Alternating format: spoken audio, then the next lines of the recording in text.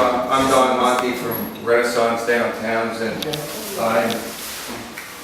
I'm happy to be here tonight. And the main reason that I'm happy to be here is because I think a lot of people are hearing things, and I come from the school of everybody is entitled to their own opinion, but not their own facts. Facts are facts. Opinions are opinions.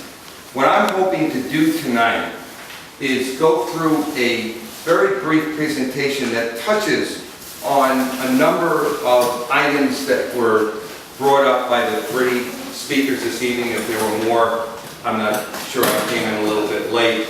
But I think we've touched on a good many of these subjects, and once again, this is not a matter of opinion, it's a matter of fact. What we can do will be factual. What we can't do will be factual. What the zoning will allow will be factual. What the zoning won't allow will be factual. And I'm just hopeful that some of the misinformation or some of the things that people are assuming can be cleared up here tonight, and I'll be happy to answer questions about this afterwards, okay? So this is the project areas.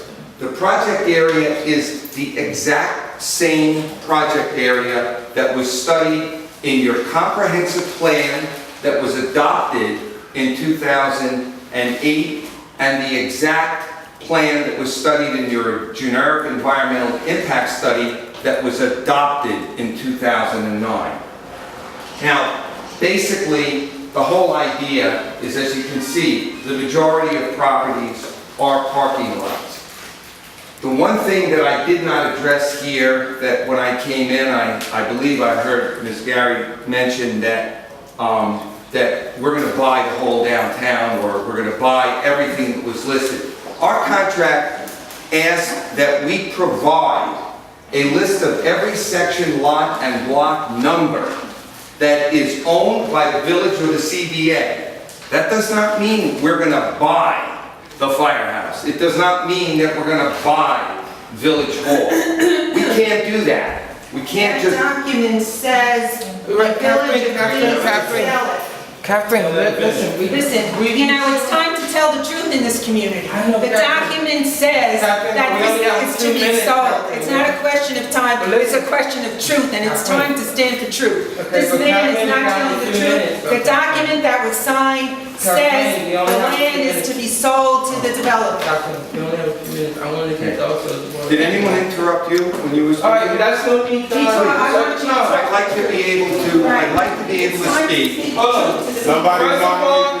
Hold on. First of all, Kathleen, I cannot have that. You know, you're my best buddy and all. No, I'm not Kathleen. anymore. Let me tell you. All right, but that could be.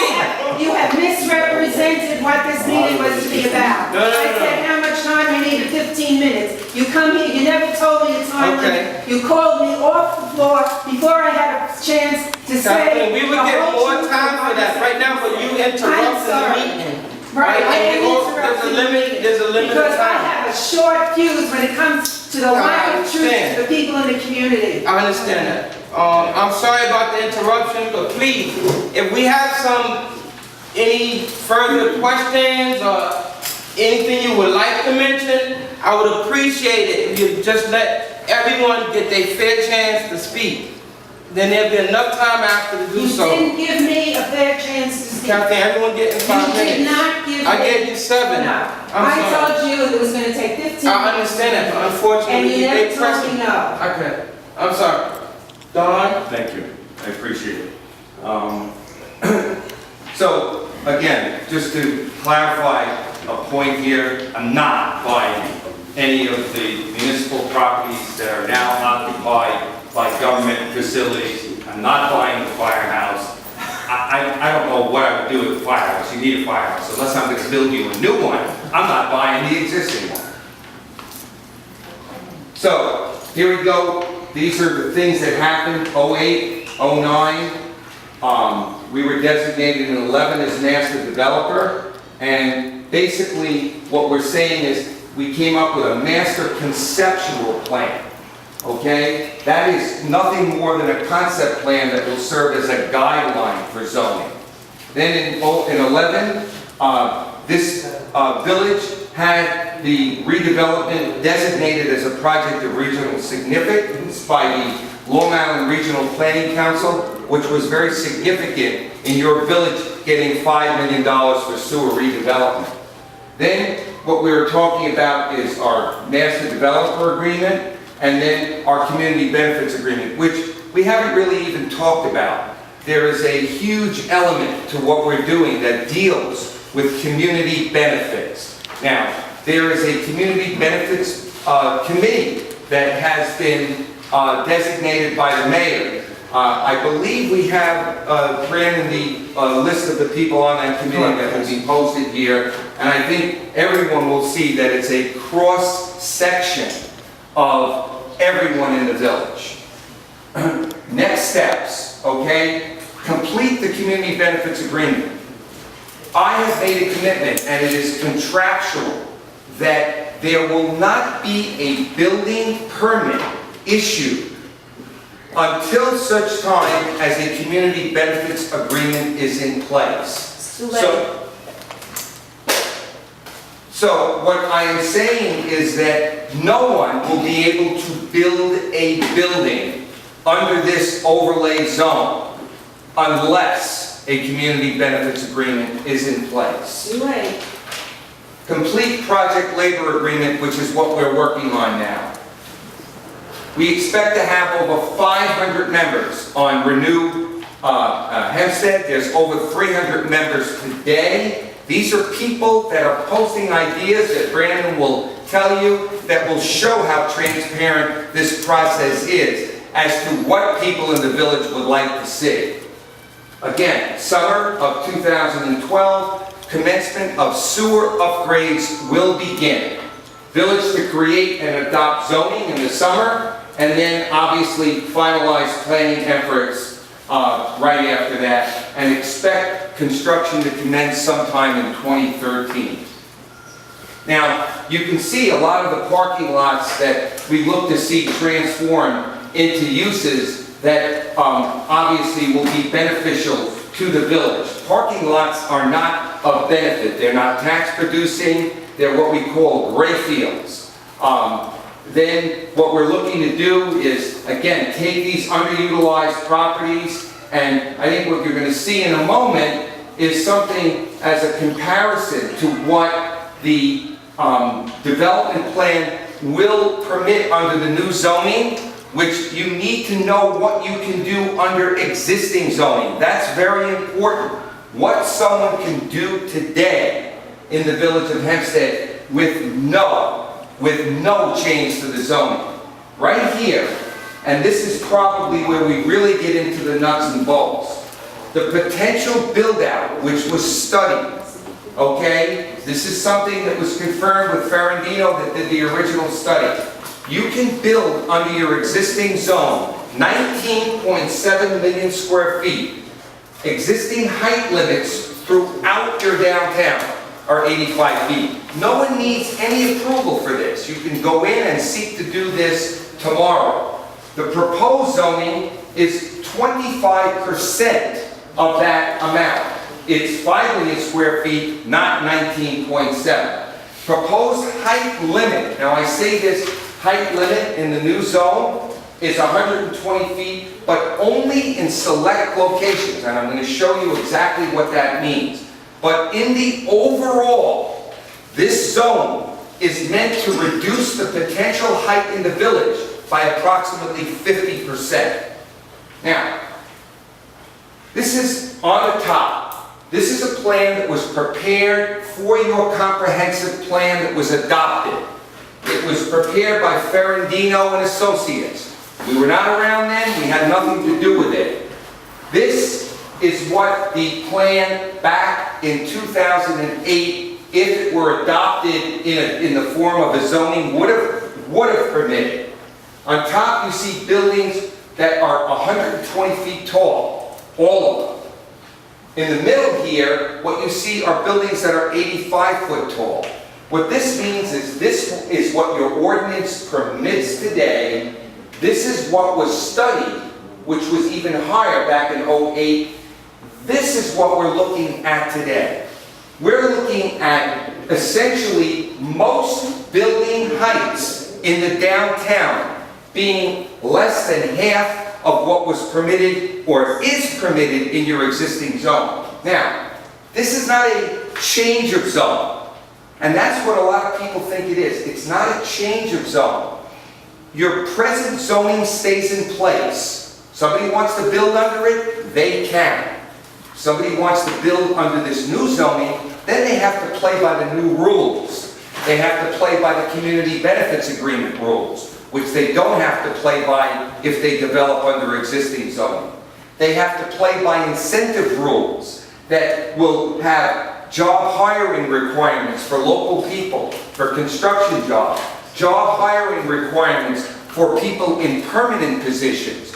All things that will be mandatory under this opt-in zone that are not required now. So, you know what? If this type of development occurred, that's what you get. If this is what's going to occur, this is what you'll get. But this is a mixed-use development. This is far more likely to occur than this. It hasn't occurred to date. So that's some indication that the market is in need of this and not this. So, Excuse me. yes, Sorry, we did have a time limit. I'm sorry. Listen, so I don't know if you want to forfeit, Sean, would you like to forfeit some of the time, let him finish this out? I think Brandon was gonna, Yeah, yeah. I'll yield my time on the floor to. Okay. Oh, okay. But in any event, You used your time.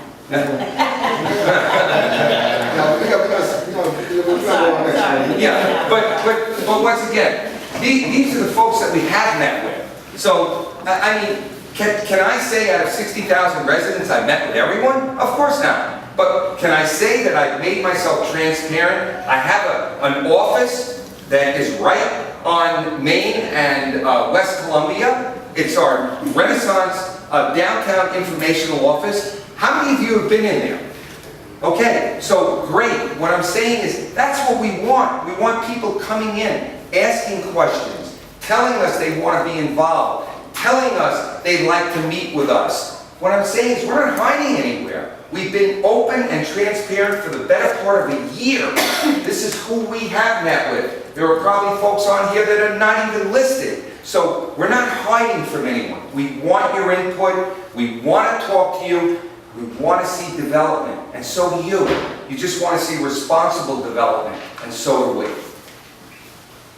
So, the community benefits agreement, these are the folks right now that have been identified as people that are willing to serve on the community benefits agreement committee.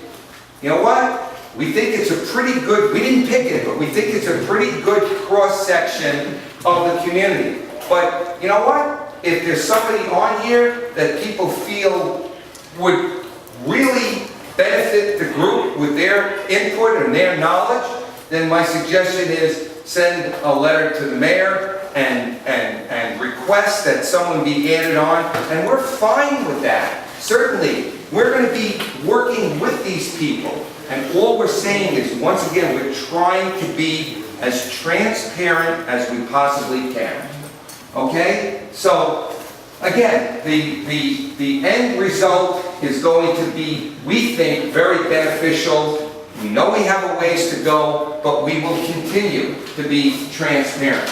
Brandon, since you yielded your time, this is essentially the Renew Hempstead website that we ask everyone to sign up to and basically post your ideas on the website. People talk to each other on this website. We're putting a computer in. We're donating a computer at the library's request that will be dedicated to the Renaissance, to the Renew Hempstead website. So anyone who does not have a computer will have access to download their ideas, to download their thoughts, to communicate with other Renew Hempstead members. Now, you know, the triple bottom line is what we're looking for, but I want to tell you that that this is what some of the results will be. This number right down here, that's sales leakage. That's what you're losing in this village because you do not have the shops, you do not have the retail mix here, so people are going elsewhere. We don't want to buy Home Depot, we don't want to buy any of the big box stores, they're going to stay. We don't want to buy any private properties. We're not buying private properties. We're not condemning private properties. We want to partner with them. Okay? So, basically, I'll run through this real quickly. This is a very interesting thing. We started with 200 members in our Bristol Rising. That's the website in Bristol where we're doing a project. We had a festival in last year, and Bristol has 61,000 people. You have roughly 60,000 people here in your village, so very similar sizes. When we first came into Bristol, there was a lot of reluctance, but given time and given the ability to work with the community, we had between 15 and 20,000 people come out for a single one-day event, the largest one-day event in the history of the city. We expect to do the same thing. We're looking to, this September, we're looking to sponsor the first Renew Hempstead International Festival, which we hope will be the first of many more to come. Again, we're a fixture here, we want to be here, we want to work with you. But working with people is having dialogue. Working with people is building up trust. That's what our goal is. I'll wait. Oh, you want to go back? Yeah, this is it. And this is probably the final stat. Yes. Sorry. Okay, fine. So listen, One question. I got someone on the floor who was willing to hear the yearly time. Henry, I yield my time to Don. All right. So then I'm gonna definitely have to get her on next. Sure. You should let him go on later on, man. Unless he does. Sure. I need a rest. Yeah, you need a rest. I need a rest. Need a rest. You can't miss a speak. Let me get one question for you first. One question first. Yeah, please. You have a site plan? There, understand the way this zone, there is no plan being put forth. We talked about this the other night in front of Village Hall. You say you had to rush. You say you had to go. No. What I said to you that the site plan itself, everybody that wants to build downtown has to go through their own individual site plan review. This is not an approval of a site plan. So you don't have a site plan. Okay, so Nobody has a site plan. When you do